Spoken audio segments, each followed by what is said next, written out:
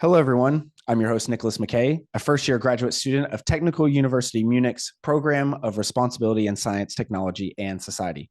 This is our 10th episode of STS Shorts, a new video series from Eclectic Spacewalk, in which we dialogue with a researcher, lecturer, writer, and/or eclectic human in the science, technology, and society discipline or related fields.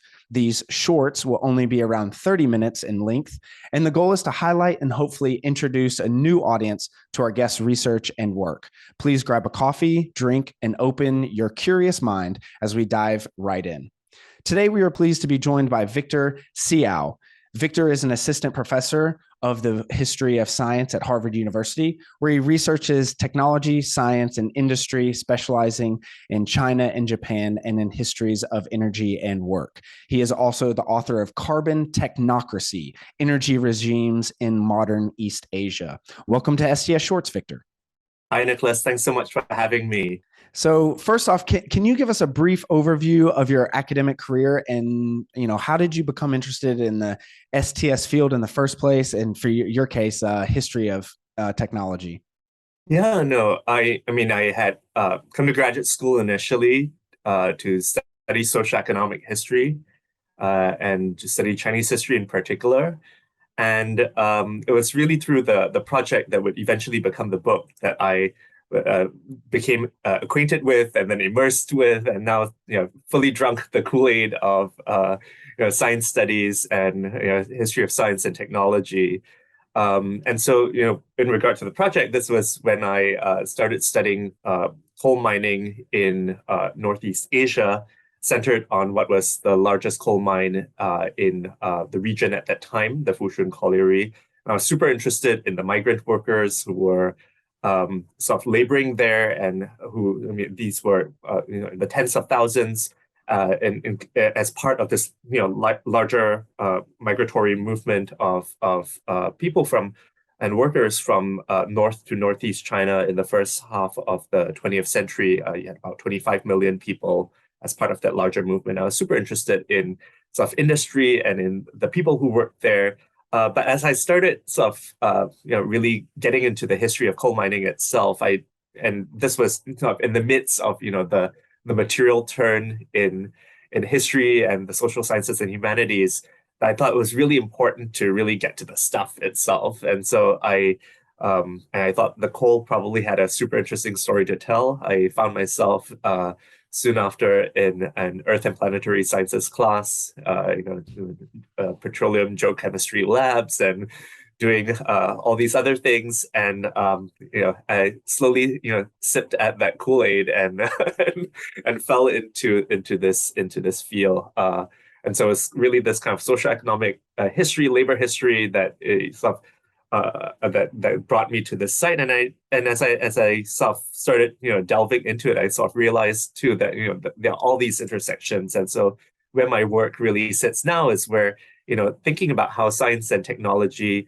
shapes both kind of economic life and environmental landscapes in the industrial world, and I center on China and Japan specifically. I had come to graduate school to study Chinese history, but I did my graduate studies here at Harvard, where it's still a little bit, I want to say traditional in that, Chinese historians have to study Japanese as well, Japanese language to access the sources. And but because of that, I sort of also got really interested in Japanese history and being able to sort of do the primary research in Japanese, decided to craft a project that allowed me to explore both. And so with this first book, about which I guess I'll be telling you a little bit more about later, I was able to sort of also, study its effects and implications for both these societies as well.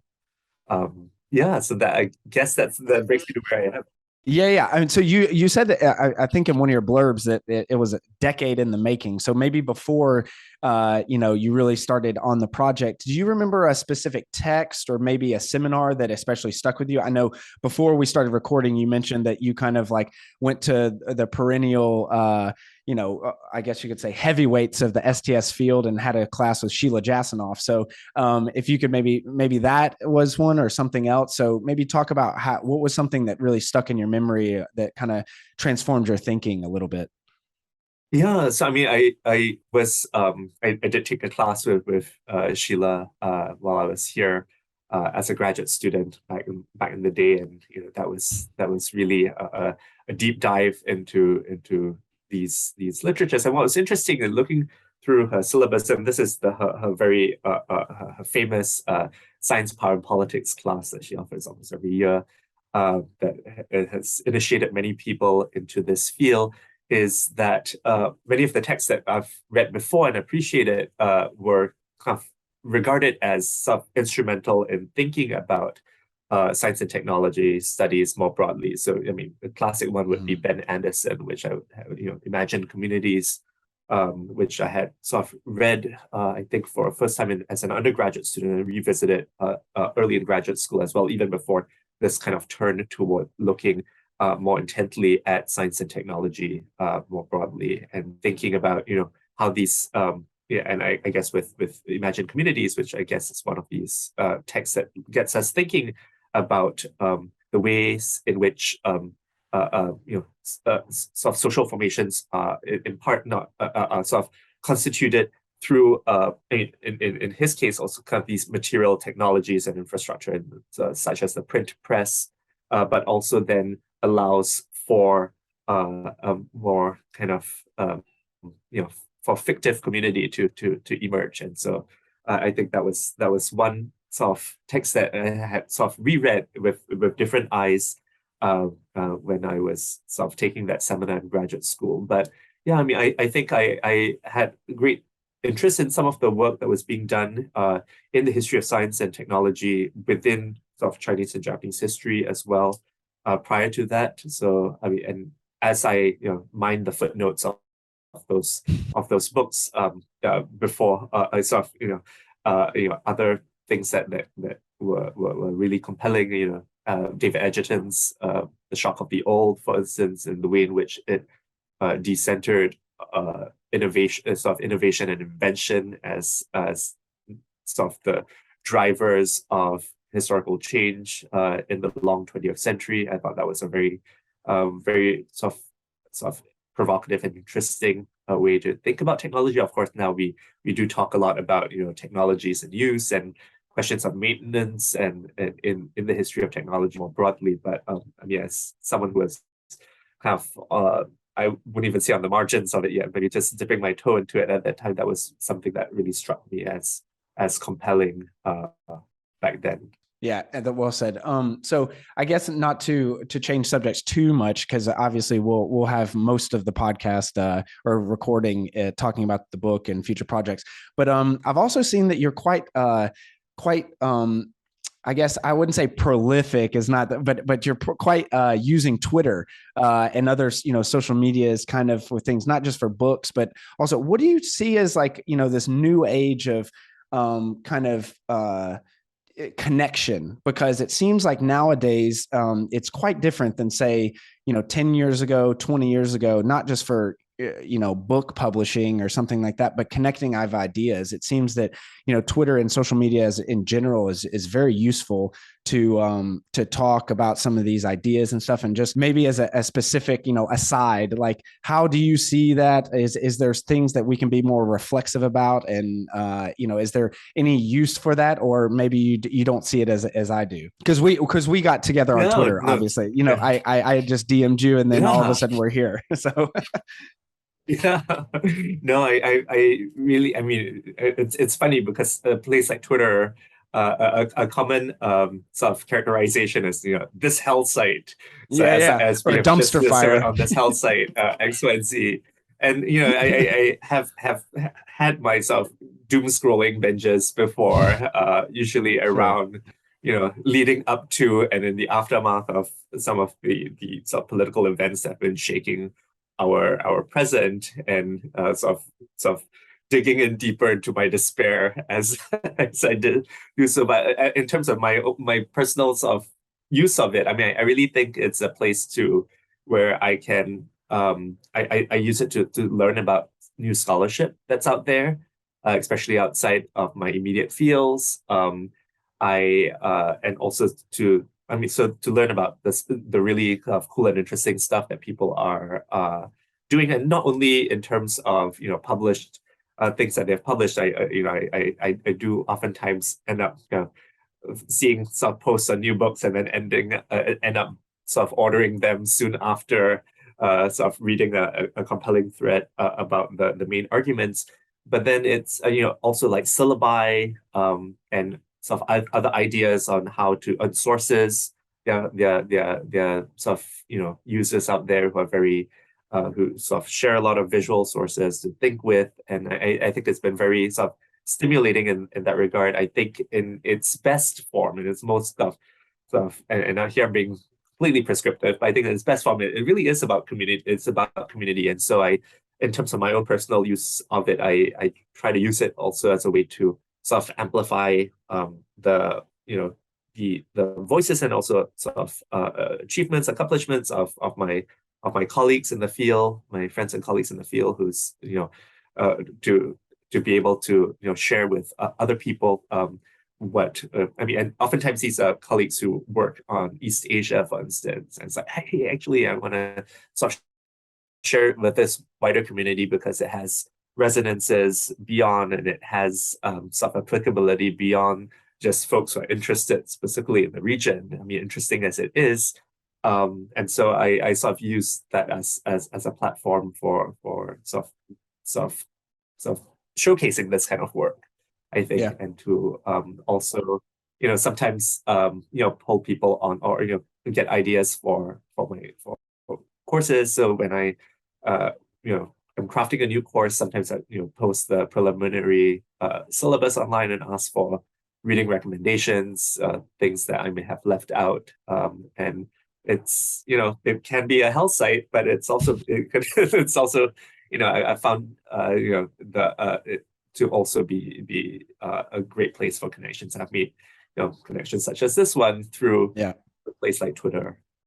No, that's great. Yeah, using it for its definite useful, I guess, components. But I guess then let's get into the meat of what this conversation is going to be about. You wrote a book, and it came out this year that it's been a decade in the making. I saw Carbon Technocracy, energy regimes in modern East Asia, and I wouldn't be so out of bounds to say that it's kind of a play on the words of, or the book title of Timothy Mitchell's, groundbreaking kind of thing, Carbon Democracy, Political Power in the Age of Oil. And we can kind of talk about that. But this is a book that uses kind of the history of East Asia's largest coal mine to explore questions about the relationship between energy and power in the industrial modern age. So I guess let's just set the stage for the book. You kind of in the introduction talked a little bit about getting into the how it kind of first formulated, but let's just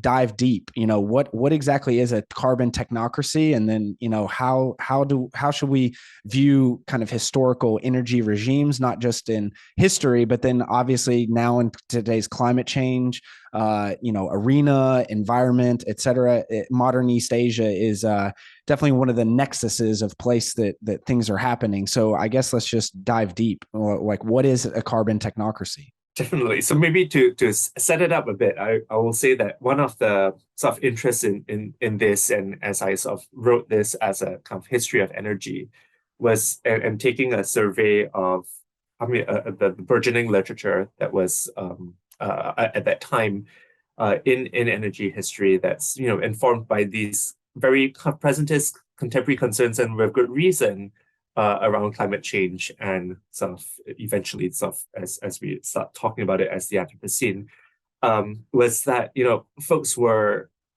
like historians specifically were really interested in, and have been interested in, and with the transition towards fossil fuels, right? That specific sort of dynamic, and how have we sort of kind of fallen into this particular pattern of sort of intensification, not only intensive, but sort of escalating use of energy, largely from fossil fuels. And in tracking the reasons for this, or sort of trying to account for the origins of this particular dynamic, folks have identified really large scale forces, like the limits of ecological growth, of economic growth, because of sort of ecological limits to economic growth, on the one hand here, I'm thinking of people like Tony Wrigley's classic work, and or the forces of capitalism more broadly, or on the sort of other end, you have smaller sort of forces that in the aggregate become very important. The sort of decisions by industrialists and or the sort of choices of consumers in the household. And something that was kind of striking to me in like looking at all of this, and then also kind of studying the history of coal mining that I was looking at, was that the state seemed like strikingly absent in these narratives, or it seemed at best sort of at the background. And so sort of early on in the process, and sort of having sort of looked at a good amount of the material that would become the basis of the project, I said, I really want to kind of bring the state back in, seeing as how sort of important and invested the state was and continues to be in sort of the energy economy. And so part of the logic of the book is that it's and this kind of goes back to the STS sort of idiom and sort of co-production, right? I mean, how is the energy economy and the modern state co-produced, and that was sort of that becomes a kind of a premise of the book, is that there's this rise of calorific and political power, as a sort of concomitant rise of calorific and political power. And so as I was, and of course, part as you had mentioned, the title of the book and the concept itself is more than a hat tip to Tim Mitchell's Carbon Democracy. But I think one of the things I want to highlight here was that when I was looking at the dynamics on the ground, it was in Fushun specifically, and then in the larger coal mining industries in China and Japan, it didn't quite sort of follow that kind of account that he was providing for sort of England in the late 19th, early 20th century.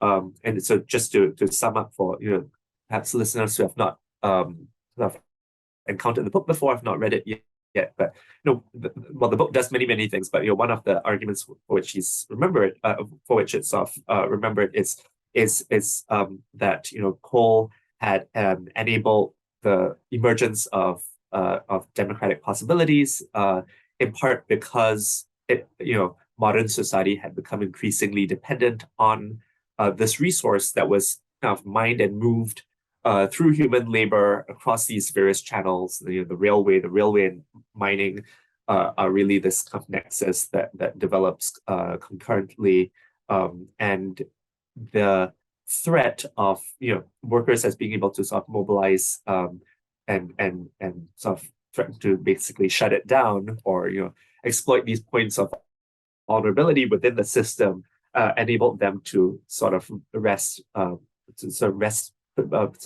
hitherto rights that they had not been enjoying before then. And part of the argument that goes, I mean, this is a very sort of materially situated argument, in that there's a materiality of coal and how it's mined and moved that allows for this, but then the shift to oil was in part, especially in the post-war era, was in part a recognition of these vulnerabilities, and an attempt to basically sort of circumvent the possibilities of labor being able to capitalize on both the dependence of the larger system on energy resources, but also the points of vulnerability. And so with oil that's moved and sort of extracted and moved more through pumps and pipes than human hands, you have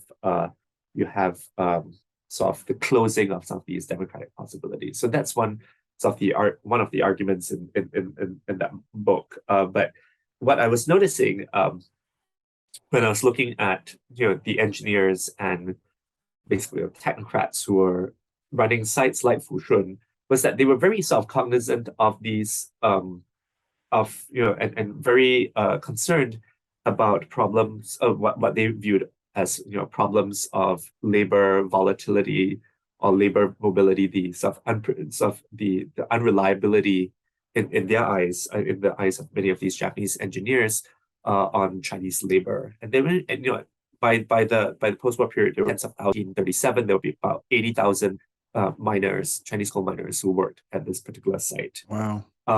And so what I was noticing was in part about and decided to sort of lean in on and sort of write more about was also the various ways in which they mobilize these kind of technologies to displace labor with the kind of goal of displacing labor. So open pit mining was the most visible expression of this. Open pit mining that's in which extraction is done more by these steam and electric powered shovels and excavators and the like, rather than sort of human labor power. So that kind of so on the one hand, it's about sort of extracting more, because this is what something like an open pit mine would allow for, but it's also about reducing a dependency on labor within this process. And what are the sort of technocratic fixes? What are the sort of technologies of extraction? So I explore also through the various sort of labor management technologies, from fingerprinting to calorie counting, in regard to this. So that's and how do these then sort of feed into particular sort of status objectives, but also status visions for how the mastery of these fossil fuels that have become so important to the ambitions of the state are secured through means that are deemed scientific or technological.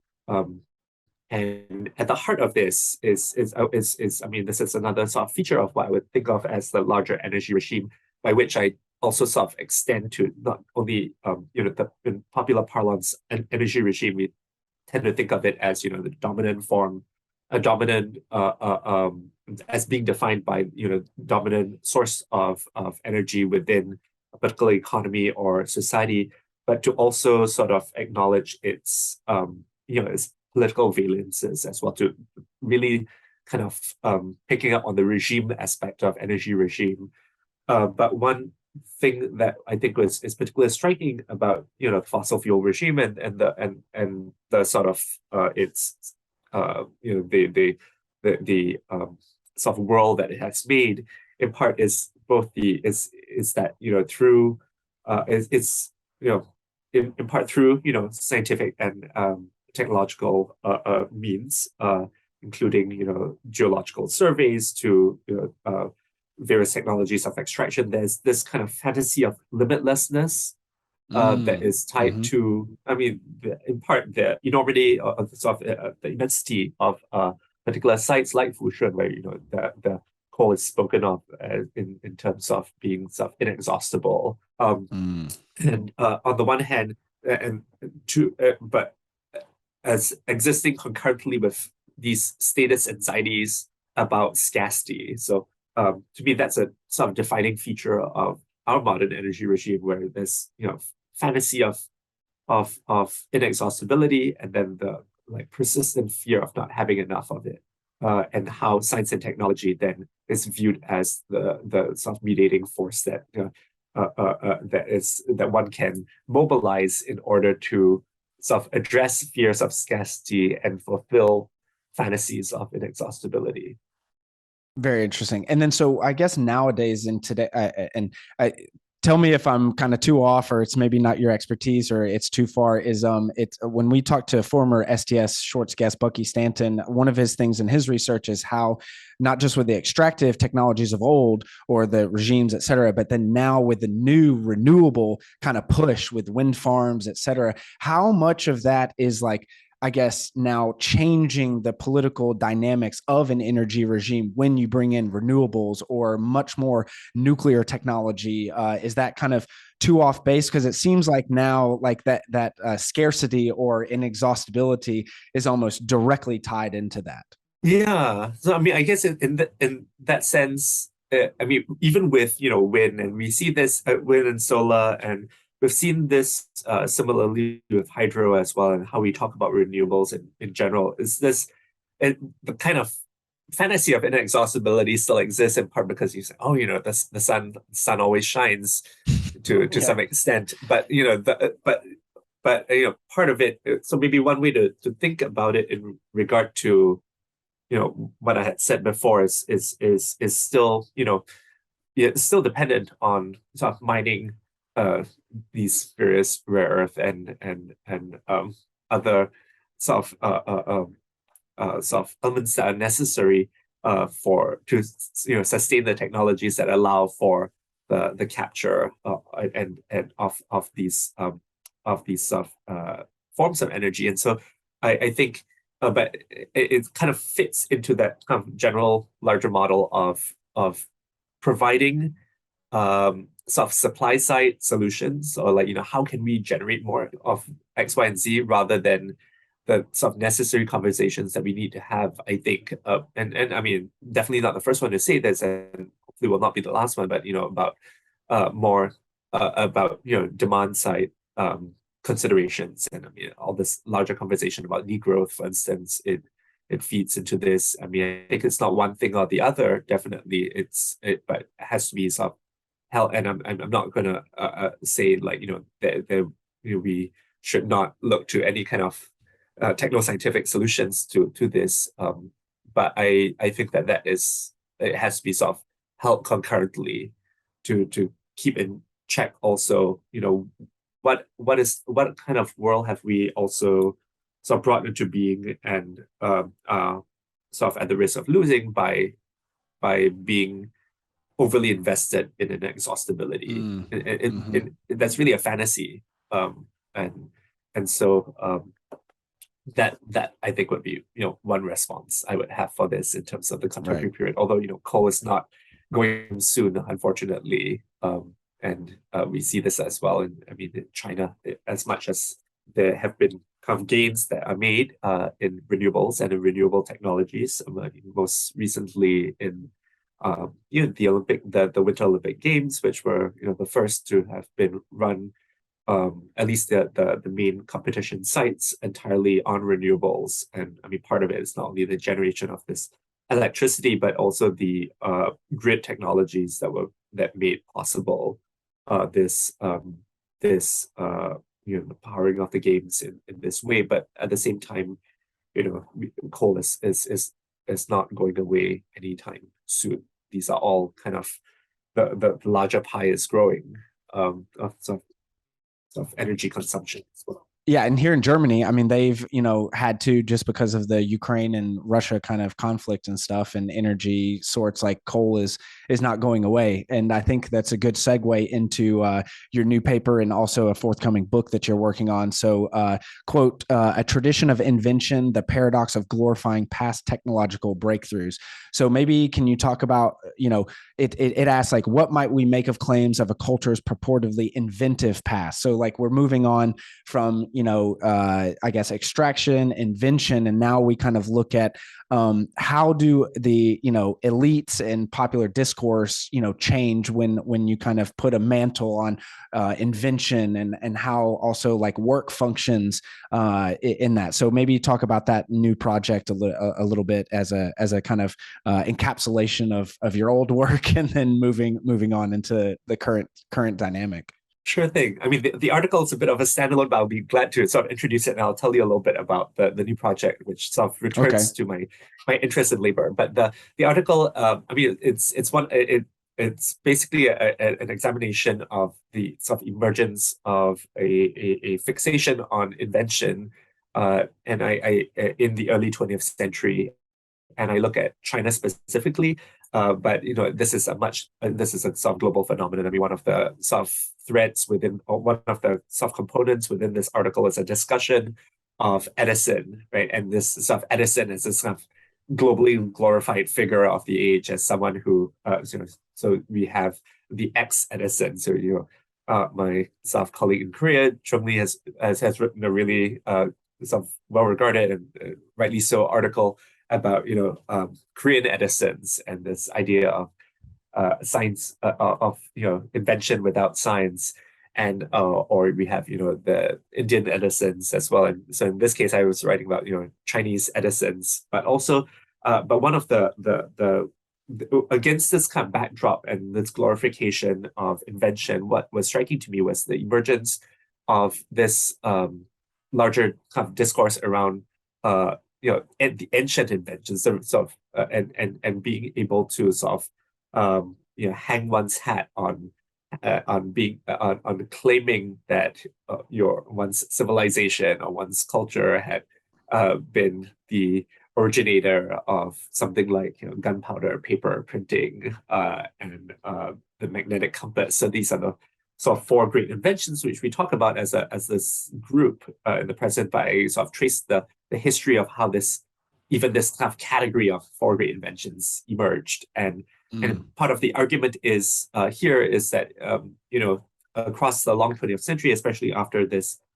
starts sort of gathering steam, this idea of the four great inventions emerges, that there was this kind of tendency amongst so many Chinese to look to that glorious past and to sort of use that as a point of techno-nationalist pride, but at the same time sort of maybe ignoring or overlooking accomplishments that were actually taking place on the ground as they were. And so the extent to which a tradition of invention doesn't, I think on one hand, was regarded as a way in which you could, especially a place like China in the early 20th century that saw itself as, for which many of its sort of elites and intellectuals saw it as sort of deficient in science and technology, being able to sort of claim that you had this kind of much more kind of glorious technological past as some kind of potential for a future that would be similarly sort of bright, as it were. But the sort of irony in this, I think, is that it becomes this overfixation on the past that doesn't make that sort of causes contemporary developments to sometimes be overlooked. And I mean, in some sense, that's become the breadbasket, or become the rice bowl for historians of technology and science to sort of recover some of these actual and overlooked developments that contemporaries might not think of as important to the history of science and technology, but actually were. And even though they didn't have the same sort of flash and bang of invention as you might think of it in that way, but the next project really kind of is somewhat different. I mean, that was a sort of standalone piece, but the next project is a study of work and how work itself becomes an object of scientific inquiry, and the relationship between the sciences of work and how the sciences of work intersect with larger societal discourses about the nature and value of work and labor. And I study this through the history of industrial psychology in China from the 1930s to the present, which is interesting because it also goes through the socialist period in which this field, which I mean, in sort of the contemporary period, we think of it as, it's now, industrial and organizational psychology, and has moved very far away from, the factory floor, which served as the first, site of inquiry for this field. It also passes through the socialist period, where it's sort of reimagined as labor psychology, whereby it was thought of as not as exploitative or imagined as ostensibly less exploitative than industrial psychology, which or scientific management and its sort of associated fields of study. Yeah, scientific management obviously creeps up and pops up in many, many different places anytime you start looking at anything of labor of sorts. So super interested. to see that project. Obviously, after once things are happening and you get really dive into it. But we only have like a couple more minutes left, and I just want to make sure to highlight and talk about your upcoming Science and Technology in Asia seminar series. So it's a series featuring talks on critical historical and contemporary issues in science, technology, medicine, and the environment in East, South, and Southeast Asia. And then obviously our last STS Shorts guest, Yu Jung Shin, will be a part of it. So maybe can we briefly talk about what that is, how, because I think it's been going on since 2018, and how we can think about that. And I'll of course put links in the show in the descriptions and the thread as such, but maybe just talk for a couple minutes about that speaking or seminar series. Sure, thank you. So yeah, it's a seminar series that we started here at Harvard in the fall of 2018 through the support of the Harvard University Asia Center. And the idea was really, bring in some of the folks who are doing, bring folks who are doing some of the most kind of interesting, exciting work in some of the historical and social scientific, social studies of science, technology, medicine, and the environment, and to not and to have it sort of defined in part by region, but a much more capacious one than East Asian is. We tend sometimes there's enough of a critical mass that we can have a big conversation amongst ourselves, similar with South Asian is, but to have it sort of represent East, South, Southeast Asia, and I mean, but part of the sort of larger kind of goal of this was that a question about how do sort of areas, how do sort of historians or social scientists who work on the region, what might they take away from a focus on science and technology? And then conversely, what do fellow scholars of science and technology, what do we have to gain from looking at East Asia as a particular region, East and I mean Asia as a particular region, and I mean, over the course of the past 5 years, we've had about 33 speakers so far. We have another 10 this nice. Fall, and I mean, part of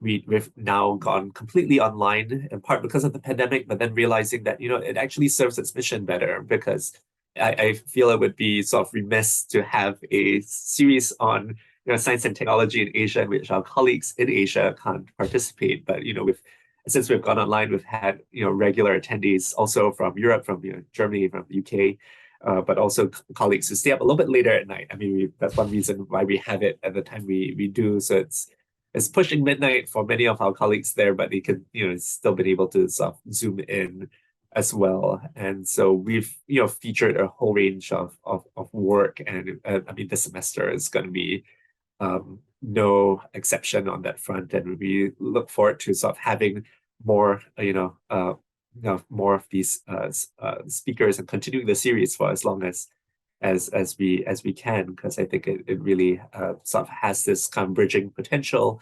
I mean, between area studies and the histories and social studies of science and technology, but also in terms of intellectual community, way beyond the Boston region.